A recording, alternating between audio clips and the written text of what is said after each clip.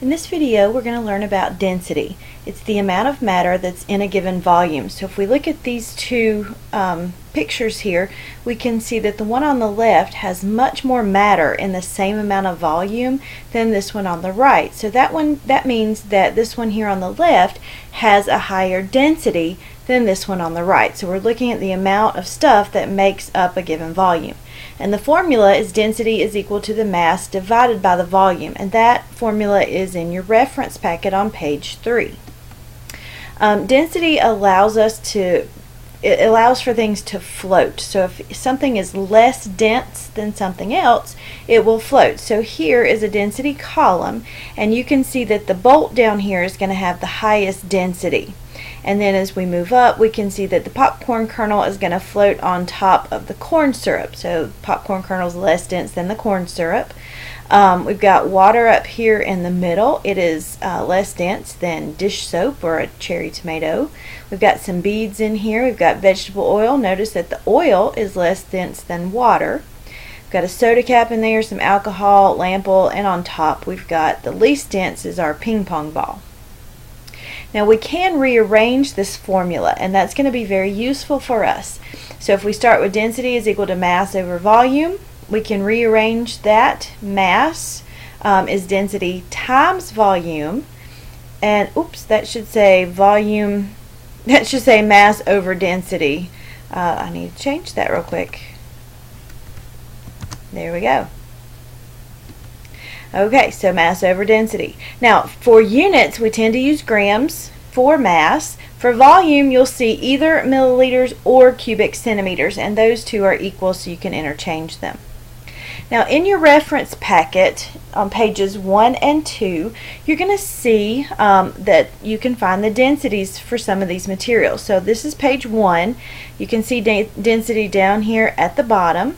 And this is page 2, so we have density here for organic substances and density here for inorganic substances. And water is down here at the bottom, so you can see that. These were metals over here. So here's a practice problem. We've got a block of metal that occupies a volume of 15 milliliters, weighs 40.5 grams. So what is its density? What's the metal? Well, our formula is density is equal to mass over volume. So our mass is this guy here in grams, and we're going to put that over our volume. Now volume is in milliliters, so we're going to pull that down there. The units in the problem are going to help you determine where they go. So you need to remember that grams is going to be mass, and milliliters or cubic centimeters is going to be volume. So when we put this in our calculator and we divide this out, we get 2.7 grams per milliliter. So notice that we've combined the unit here for the unit for density. So we want to know what this metal is. So we go to our reference packet. We know that it's a metal, so we're going to look down here on page 1, and we see right off the bat here that aluminum has a density of 2.702 grams per cubic centimeter, which remember is the same as grams per milliliter. So our metal in this problem is aluminum. Our next practice problem, what is the mass of ethanol that exactly fills a 200 milliliter container? So we start by rearranging our formula to solve for mass. Now one thing that's going to help you, and I should have done this on the last problem, one thing that is going to help you is that if you underline, ooh, that's a big line, if you underline the things that you have and maybe circle or otherwise, here we'll highlight, that'll work. So we have milliliters, and we know that that's a volume, and we're looking for mass. Okay, now we know that our formula is mass equals density over volume because we've rearranged, which means we need the density of ethanol. So we go back to that reference packet, and right here we can see ethanol, and it has a density of 0.7893. So let's pop back down to our problem here. So mass is density times volume. So we plug our numbers in here. So 0.7893 is our density, 200 is our volume, and we solve that and get 157.9 grams. In this next problem, we see that we have a metal shot, which is just like a BB, I guess would be the best way to think about it, and it has a mass of 28.5 grams. It's added to a graduated cylinder containing 45.5 milliliters, so that's a volume of water. The water level rises to the 49.1 milliliter mark. From this information, calculate the density. So we're trying to find density here. Sorry, this looks sort of weird. And we're going to identify our metal.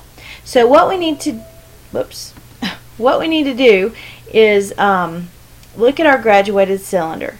All right, so 45.5 is where our water level rests.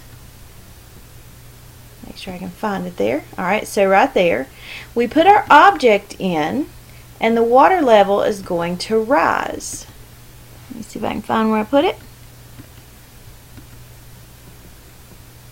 Should be right around here. Sorry, I'm doing this without my good technology. Anyway, the water level is right about here, 49.9, which means we're going to have to do some subtraction. All right, that water level rises. That means that the object itself is 3.6 milliliters. So anytime you're given two volumes like that, you need to subtract them. So we pull our mass down, divide it by that 3.6 for the volume, put that in your calculator, and you get 7.92 grams per milliliter. So if we look back at our reference packet down here, we can see that iron is 7.86. So that is what we have. Here we go. Let's get it all back. So iron is what we have in our BB. Now the last thing you can do with density is you can interpret a graph. So we have a mass as our x-axis and volume as our y-axis. So we know that density is mass divided by volume, so all we have to do is find the slope of the line to find the density. So to do that, we just simply pick 2 points. So I'm going to pick this point here at 400 and 400, and I'm going to pick this point here at 100 and 100.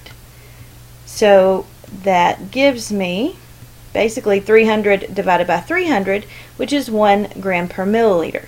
So if I look back at my reference packet, I've got to find something that has a density of 1. So because I know where it is and what it is, I can look and see that I have water with a density of 1 gram per centimeter cubed or gram per milliliter. So that tells me that this is going to be, well, let me let you see it. This is going to be water.